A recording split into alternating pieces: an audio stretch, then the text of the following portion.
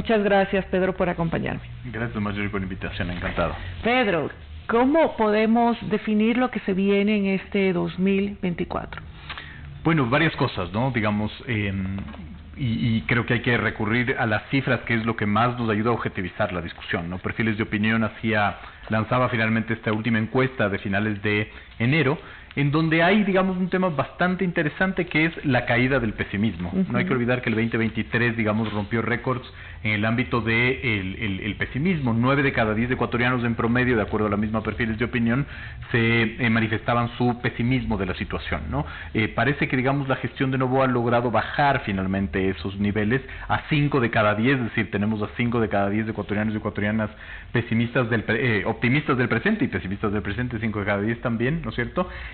Sin embargo, cuando uno hurga un poquito más, se da cuenta finalmente que ese optimismo alcanzado es bastante frágil, ¿no? Porque la misma encuesta, al consultar, evidentemente, cuál es el principal problema de la gente actualmente, 8 de cada 10, ¿no es cierto?, es el tema de, finalmente, la violencia y la inseguridad, pero cuando finalmente uno le pregunta con relación al tema del optimismo cómo cree que va a resolverse la crisis de la violencia y la inseguridad, 7 de cada 10 creen que, digamos, esa situación va a empeorar o va a seguir igual. ¿Qué quiero decir con esto? Que finalmente, digamos, esto nos podría demostrar que el optimismo alcanzado, ¿no es cierto?, es un optimismo bastante frágil finalmente de sostener. Vemos este optimismo, ¿verdad? Pero al mismo tiempo la gente sigue pensando que la inseguridad y la violencia va a crecer, entonces no hay como una correlación. Y la ciudadanía finalmente es vulnerable, digamos, a todos los intentos de persuasión, también desde diferentes actores, y la coyuntura. Tenemos un año que es preelectoral, por no decir electoral, y todo está también ya enmarcado en lo que serán las próximas elecciones. La gente que con 5 de cada 10 me dices, es decir, 5 estamos optimistas y 5 no tanto. ¿Cómo manejamos al otro 5%? Y si no es tan real finalmente la seguridad o la aspiración de que cosas positivas ocurren, ¿qué debemos hacer para mejorar en general estas cifras? Y más que un tema de medición que se puede influenciar por la opinión pública, en la vida real, ¿cómo hacemos para no vivir en una burbuja? A ver, digamos, las lecturas políticas nos obligan, con la rigurosidad del caso, a lanzar hipótesis. La primera hipótesis que uno tiene que lanzar es cómo finalmente, si, digamos, se logra bajar el pesimismo casi 4 puntos o 5 puntos, cómo finalmente la gente cree que su situación no va a mejorar o incluso sostiene que va a empeorar. Esto nos podría demostrar que finalmente la gente está tan necesitada y tan huérfana de esperanza y expectativa que, a pesar de que sabe que el tema es momentáneo, ¿no es cierto?, eso cambia su humor social. Esa podría ser una hipótesis, digamos, porque no tenemos la suficiente evidencia científica para demostrarlo. Es decir, la gente ahorita tiene tal necesidad de aferrarse a lo que sea, aunque sea momentáneo, que logra revertir finalmente su humor social. ¿Cómo reviertes para que ese humor social sea estable y sea sostenible? Yo creo que con evidentes resultados finalmente, ¿no? Y a pesar de que la criminalidad ha bajado, que las muertes violentas han bajado de acuerdo a cifras oficiales, aún existe la percepción finalmente del miedo, ¿no es cierto? Aún existe la percepción de la violencia, la inseguridad. Entonces, solamente cambiando las estructuras, solamente resolviendo el problema, digamos, de raíz, podrá revertir el humor social. ¿Y por qué es tan importante el humor social? Porque cuando tú tienes una sociedad, digamos, altamente pesimista, ¿verdad?, no tienes un margen de maniobra mayor para tomar decisiones. Es decir, el humor social es clave en ese sentido, ¿no? Y a ese, digamos, humor social hay que sumarle una segunda cifra que nosotros siempre regresamos a ver en las mediciones que hace Perfiles de Opinión, que es la credibilidad en el Estado. Durante el 2023 solo 2 de cada 10, digamos, creían en el Estado. Hoy esa cifra ha mejorado, pero de todas maneras, digamos, esas cifras siguen siendo bastante delicadas y vulnerables, de acuerdo finalmente al resto de preguntas que hace la misma encuesta, ¿no? Hemos notado también que esta credibilidad en el Ejecutivo también se ve reflejada en el Legislativo. O sea, hemos logrado ver, después de muchos años que no habíamos tenido, digamos, esta dinámica, que si se ponen de acuerdo estos dos poderes del Estado, la lectura ante la ciudadanía pues es la misma, y mejoran, no sé si proporcionalmente, pero digamos sí ha mejorado. Pero va a llegar un momento en donde pues ya empiezan a tomarse decisiones y disputas. ¿Vamos a mantener quizá esta sensación de la ciudadanía respecto a nuestras instituciones actualmente, o vamos ya a comenzar a ver la diferenciación, verdad? A ver, hay dos cosas y dos elementos que son fundamentales de ahí. Primero es el escenario en el que la política se está jugando en el Ecuador. En el 2023 se profundizó la guerra interfunciones. Solo regresemos a ver lo que fue el 2023. El primer semestre, ¿no es cierto?, donde de las 5 funciones del Estado, 4 estaban en guerra interfunciones, digamos, ¿no? Y la justicia está en disputa en el Ecuador. Estuvo en el 2023 y lo está ahora, ¿no? El segundo elemento finalmente es el segundo semestre del 2023. Fuimos una república, ¿no es cierto?, de 5 funciones del Estado, con una menos, ¿no es cierto?, y a pesar de esa una menos, la disputa entre funciones, entre instituciones, la guerra institucional no se limitó finalmente y no se debilitó. Ahora iniciamos el 2024, ¿no es cierto?, con quizás uno de los males más grandes que tiene el Ecuador, que es el encargo, digamos, ¿no? Ahorita tenemos la justicia, sus 2 instituciones más importantes están encargadas. Eso debilita la institucionalidad, y al debilitar la institucionalidad, lo que representa es que no puedes dictar política pública y no puedes resolver los problemas de la ciudadanía. Si la ciudadanía de una u otra manera, lo lanzo como hipótesis igual, no es tan permeable finalmente a la guerra interfunciones, a la desinstitucionalización, sino a que no se resuelvan sus problemas, ¿no? Pero el problema está en que cuando no tienes instituciones fuertes y una estructura fuerte de instituciones, los problemas de la gente no se resuelven. Entonces es un círculo vicioso finalmente, ¿no? Pero lo que usted dice es clave. El año electoral va a determinar, ¿no es cierto?, en que haya más tensión o menos tensión entre ejecutivo y legislativo. Es decir, recién estamos nosotros probando las mieles de la luna de miel, ¿no es cierto? Digamos, las mieles de recién acaba de ser electa la Asamblea, electo el Ejecutivo. Hay evidentemente, digamos, una gran operación política de parte del gobierno de Noboa, que ha logrado finalmente aprobar todas las leyes de urgencia económica que ha necesitado, ¿verdad? Pero la pregunta es, ¿hasta cuándo? ¿Hasta cuándo va a lograrlo finalmente? Y ese hasta cuándo es hasta que se active el calendario electoral. Sí, en 3 meses de gestión de la Asamblea Nacional se han aprobado 13 proyectos de ley de relevancia, algo que no veíamos en años anteriores. En la coyuntura, por supuesto, la capacidad con la que se han desarrollado los proyectos y muchos otros temas influyen en esto. Pero existe esta voluntad, existe una sensación que creo que ha permeado hacia la ciudadanía y ve con mejores ojos. Hemos pasado como legislativo de un 2% de credibilidad y confianza a un 67% en menos de 3 meses. El tema es el lograr mantenerlo y que esto luego se vea reflejado en la vida de la gente, y pues todas estas decisiones son a largo plazo, Pedro. Entonces, los actores políticos que se van a enfrentar, digamos, a este año en medio de la violencia, también quizá, no sé si es una pseudo sensación de tranquilidad en ciertos lugares, ¿cómo tienen que comenzar a trabajar? A ver, digamos, yo creo que es fundamental el procesamiento de la información. Es decir, el Ecuador es en sí mismo un país altamente deficitario de generación de información. Es muy difícil que tengamos información cuantitativa y cualitativa. El gobierno de Lazo ni siquiera pudo lograr hacer un censo que no esté cuestionado, ¿no? Entonces, creo que los actores políticos finalmente que entran al ruedo electoral, o los que no entran al ruedo electoral, tienen que basar finalmente la toma de decisiones con base a información cuantitativa y cualitativa, que es algo que finalmente no tenemos. Lo segundo, claro, es ver cómo finalmente la coyuntura no te absorbe, ¿no es cierto? Es decir, cómo pasamos a ser de un país que apaga incendios a un país que cambia, digamos, las estructuras de las relaciones de poder, las estructuras, digamos, que generan los problemas que ahorita la ciudadanía te está evidenciando, ¿no? Creo que esas son 2 claves que en un país como el Ecuador son tan difíciles de conseguir, ¿no? Y tenemos ahora la consulta popular. Probablemente, digamos, tiene también fines políticos. ¿Cómo va a ser este ejercicio en la consulta popular? Hace no mucho tuvimos ya una consulta popular que en realidad lo que hizo fue reflejar el desencanto de la ciudadanía, digamos, a quien estaba en el poder. Ahora tenemos que hacer la misma lectura, es decir, el apoyo a la consulta existe una alta correlación y es proporcional al apoyo del Ejecutivo. ¿Veremos alguna diferencia en alguna de las preguntas? A ver, siempre finalmente en el Ecuador se ha caracterizado por eso, en que las consultas populares son referéndums de popularidad de quien los convoca. Ahí está la clave finalmente, ¿no? No necesariamente es al gobierno de turno, sino es quien los convoca.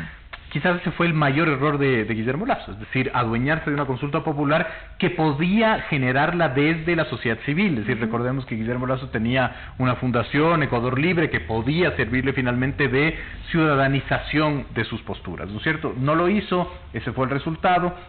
Ahora vemos que finalmente la consulta popular, de acuerdo a las cifras de perfiles de opinión, tiene una alta valoración positiva para el gobierno. Es decir, la mayoría de preguntas, ¿no es cierto?, antes de que sean calificadas por la Corte Constitucional, porque esto fue en los últimos días de enero, la mayoría de preguntas tenían por sobre el 90% de votación afirmativa, salvo la pregunta que tiene que ver con el tema del trabajo por horas. Esa tenía una valoración aún positiva, pero mucho menos del 90%, me parece que estaba en 58 o en 60, 6 de cada 10 votarían que sí, finalmente, ¿no? Pero eso está ligado a la aprobación y la valoración de gestión positiva del gobierno de Noboa, que de acuerdo a esta misma encuesta tiene unas cifras bastante interesantes, ¿no es cierto? Daniel Noboa tiene valoración de gestión más del 80%, imagen más del 80% y credibilidad más del 80%. Sin embargo, cuando uno regresa a ver las otras preguntas que hace la misma encuesta, nos saltan temas muy interesantes, como por ejemplo, la encuesta le pregunta a la gente, ¿usted cree que el gobierno ya tenía un plan para enfrentar la crisis de violencia e inseguridad? ¿No es cierto?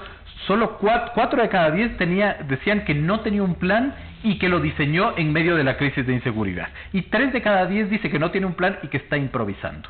Es decir, y podemos lanzarlo como hipótesis, la valoración positiva de gestión de Noboa finalmente es a estos resultados inmediatos, pero puede no ser sostenible en el tiempo. Puede un hecho finalmente hacer caer finalmente esa buena valoración, esa buena credibilidad, esa buena imagen, ¿verdad? Y que repercuta finalmente en el tema de la consulta popular. Pero tú eres coautor del libro titulado La sociedad del mito, reputación y posicionamiento en tiempo de narrativas en disputa. Entonces, esta valoración positiva del presidente es un espejismo, es una realidad. Yo creo que es una realidad, pero bastante frágil, ¿no? Un poco lo que planteaba, es decir, es bastante frágil porque si bien, digamos, la gente está consciente que los resultados que está teniendo el gobierno son momentáneos, no son estructurales, no van a cambiar su vida a largo plazo, está medianamente contenta porque se aferra, digamos, a una esperanza momentánea, ¿no? El problema de las esperanzas momentáneas finalmente es que no cambian la realidad y que están sujetas a, en un país como el Ecuador, en donde todo cambia en 24 horas, que pueda revertirlo de manera inmediata.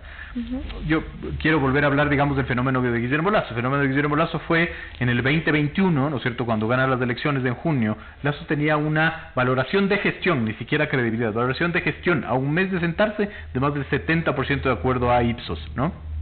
Pero finalmente, y eso era antes de la vacunación, logra reducir, digamos, igual el pesimismo.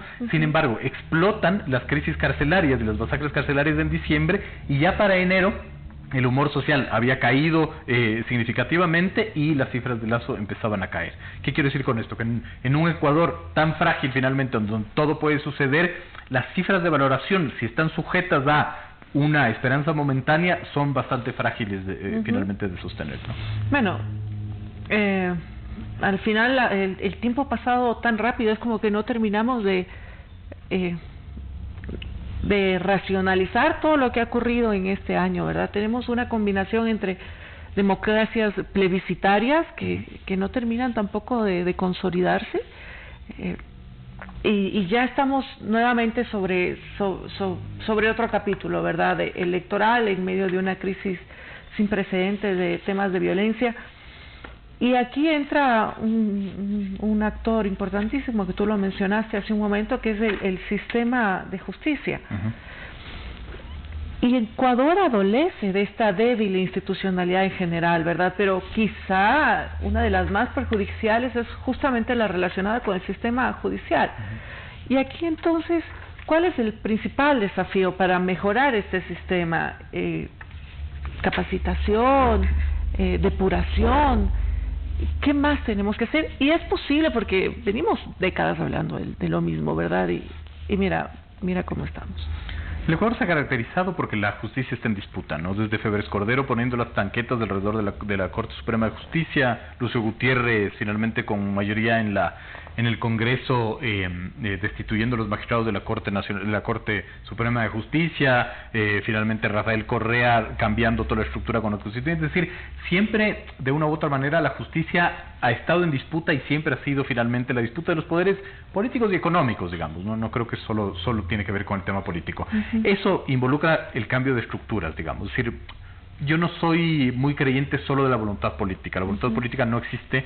La educación finalmente a veces es un argumento que es muy a largo plazo y que no responde a las necesidades. Es decir, tiene que haber leyes, tiene que haber normas, tiene que haber estructuras que limiten el poder político, que finalmente impidan que el poder político pueda cooptar, digamos, la justicia. Es decir, no es solo un tema de voluntad política, es un tema de cambiar totalmente las estructuras jurídicas, etcétera, ¿no? Es decir, por ejemplo, vemos que le dificultó tanto a la Corte Nacional de Justicia elegir a su presidente porque finalmente el proceso a la larga de votación no se dio. Es decir, hay que aprender de las lecciones, hay que mejorar los procesos, hay que tener normas clarísimas y hay que tener sobre todo normas que eviten la discrecionalidad, ¿no es cierto?, de quienes toman las decisiones.